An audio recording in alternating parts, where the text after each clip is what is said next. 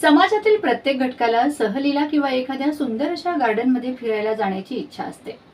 मात्र आर्थिक परिस्थितीमुळे कधी कधी आपल्या सर्वसामान्य नागरिकांच्या इच्छेवर पाणी फिरत असतं. आणि याच सर्वसामान्य नागरिकांच्या आशा पूर्ण करण्याचं काम सध्या धुळे शहरात संत शिरोमणी रविदासजी गार्डनच्या माध्यमातून केलं जात आहे.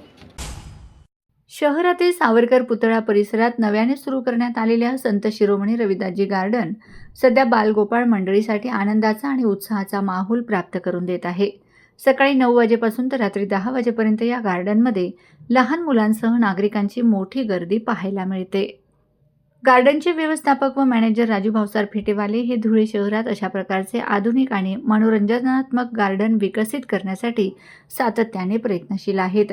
विविध मनोरंजनात्मक खेळणी, जादूचे प्रयोग आणि इतर आकर्षणे यासाठी नागरिकांनी मोठ्या प्रमाणावर सहभाग नोंदवावा असे आवाहन या ठिकाणी राजू भाऊसार फेटेवाले, तळघर, गल्ली नंबर 4, धुळे यांनी केले आहे.